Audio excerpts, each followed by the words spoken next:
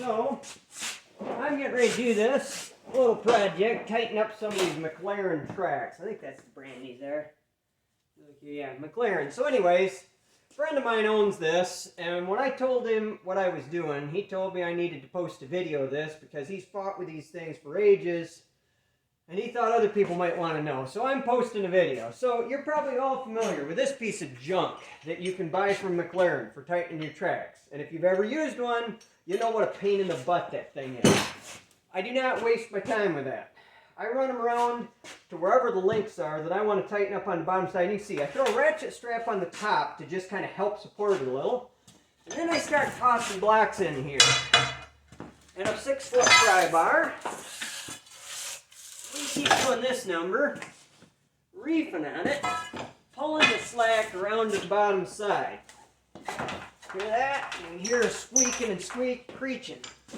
Now, see that? Machine is sitting on its wheels, so it's got them pinned to the ground. I got just about all the slack out of the top side, and I got rattly loose trousers sitting on the ground now.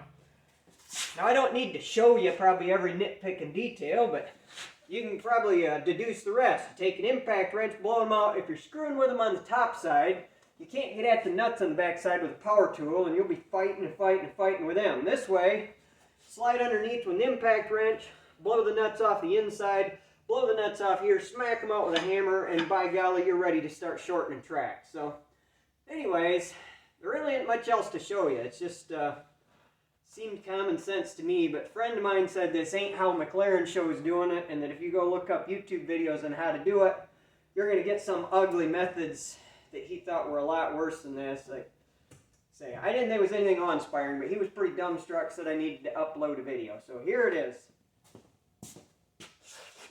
Alright, I just blasted them nuts out of my impact. I'm going to go ahead and get my hammer and knock out some studs here. I guess technically pins is what they call them.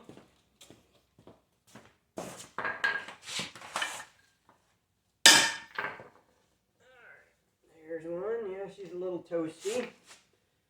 And this is where it gets to be a little bit more of a pain, but a lot less of a pain, I can assure you, than trying to do this from the top side, because that takes the cake on pain in the butt levels. So, these things are less than half worn through. Good, yeah. That link's definitely got some miles left in her. So what I'm going to do now is knock the dirt out of this pocket. And then we'll stuff her in there and take her up a notch. Wait, we're going to pick this here up a notch? If you've ever tried this with that stupid tool, you know darn well you don't get to just put them together and take them apart at will like this.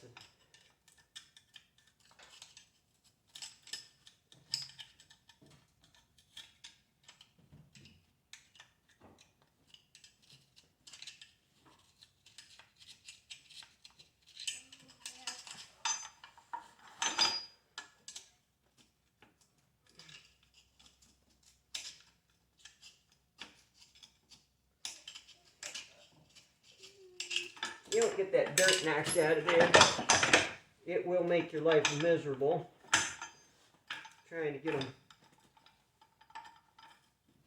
yanked over far enough.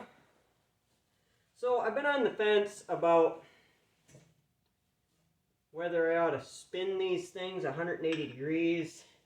Like that's what you would do with bulldozer grousers, but I've ended up concluding that I don't think that's the right tactic with these. They wore into each other in the position that they were in there. See, I didn't even get enough of it out of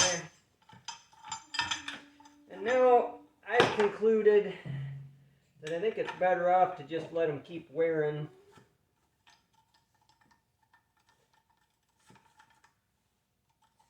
The same side if you're not going to go ahead and replace them outright. But that's just my theory. If you got a better one, I'd be glad to hear it.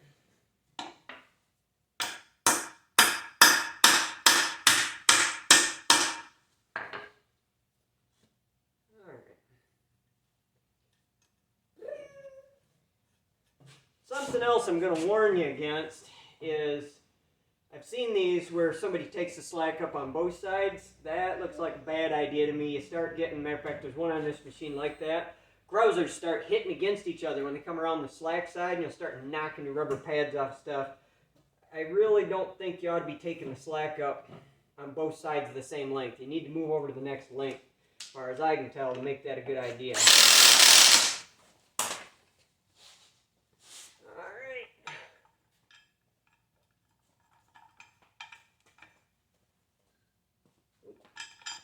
Here I am going right back in the same old hole. That's not helpful.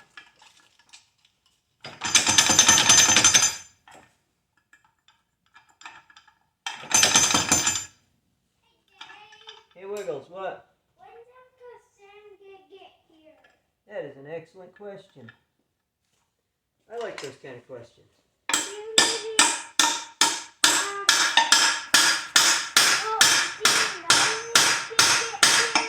Nope.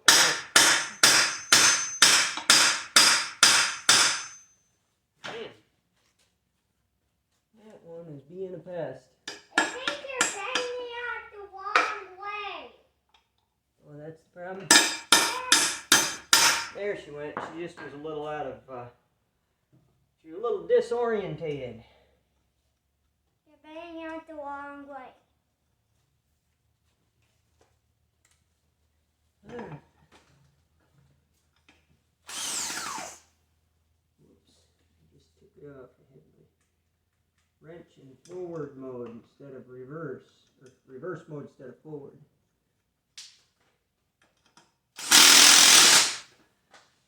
Alright, next.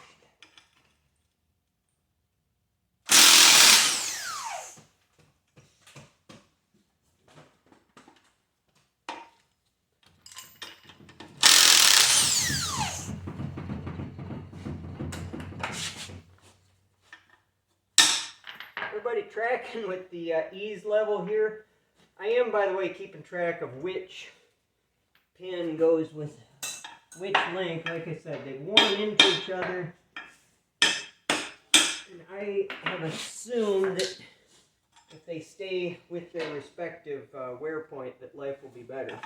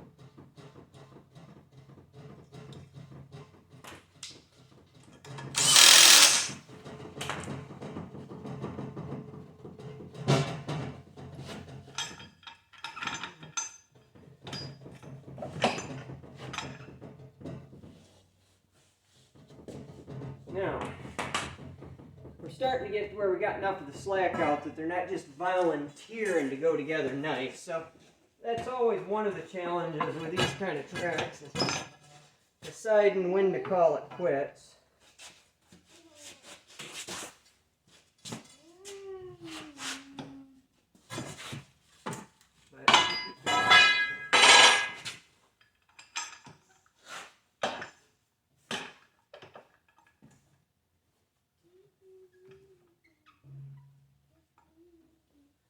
So this is the one spot where I might go ahead and try using their janky puller. Now Now, it don't really like going in here because it's not especially designed for getting used this way. So,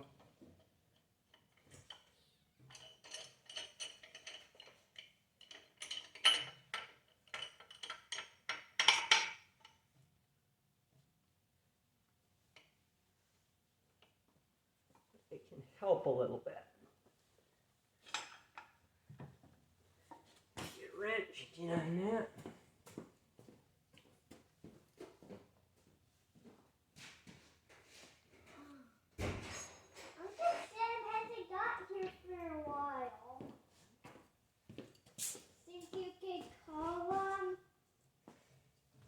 Nope.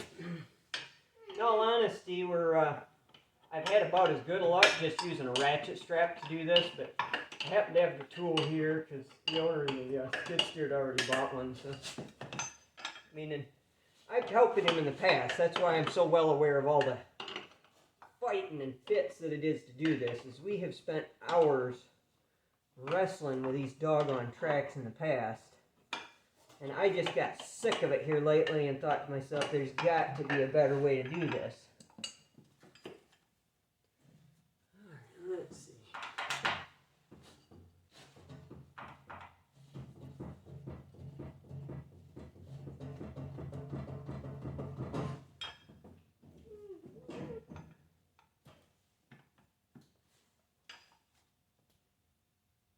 I've got about half a hole to go to get to where I want to be, so I'm going to keep trying cranking on this.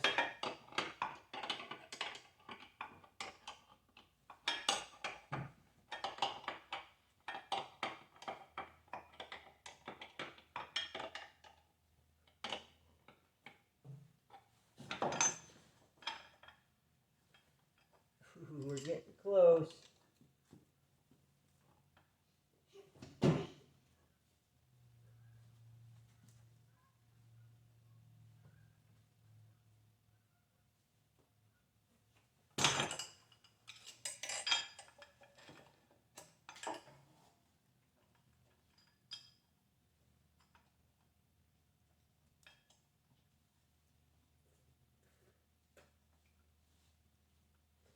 I think we're going to try a little bit of cheating here. I've got the bolt on this side.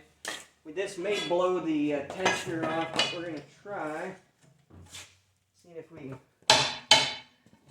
now that we've got it tightened up some more, reef up a bit more slack around to the bottom side.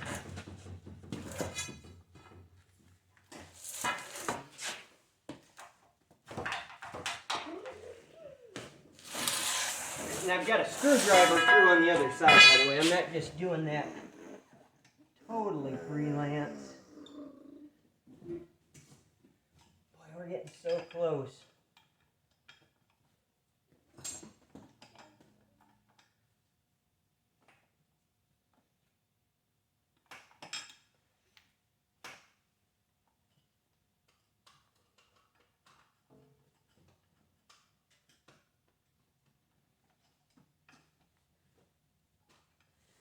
We'll try a little more cranking up on this.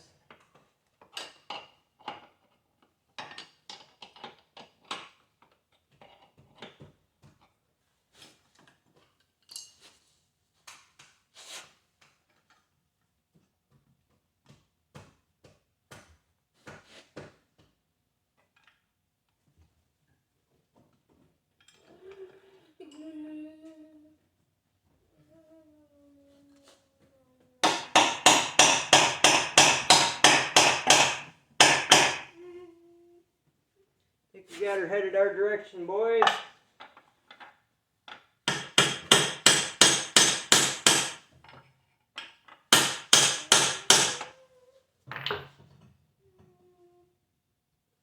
Yeah. What we're going to try doing here is letting this off. It's putting a bit of a twist in the grousers. And I've got that started through there. Just a question whether I can take her all the way home with this off from here or not.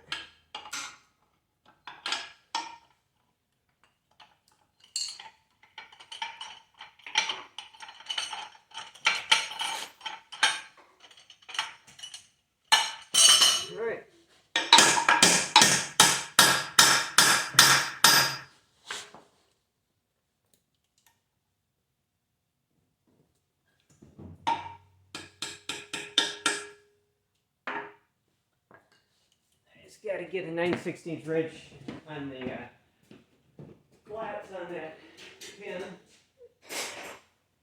That, by the way, is something else to remember. There are 9/16 flats on. If you get one that ain't lined up right, just get yourself an open-end wrench, tap it back out far enough, and you can crank them right around with the and the baby is born.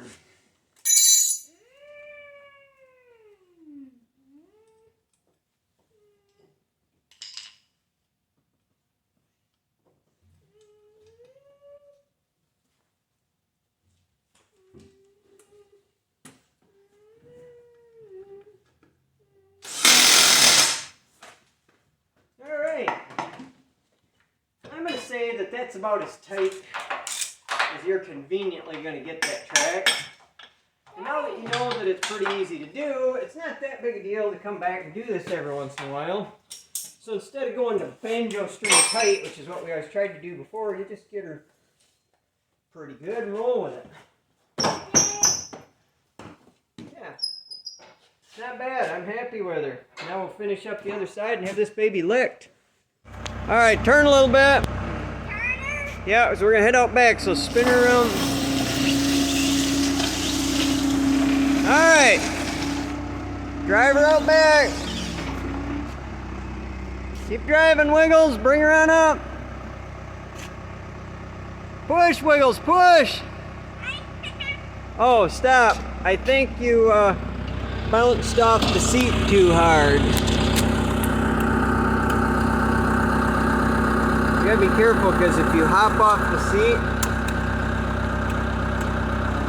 hold on, let me get off. All right, go Wiggles, go. I don't think you can do it, Wiggles. You're too light. Nope, the safety is stopping you. All right, I'll have to drive it.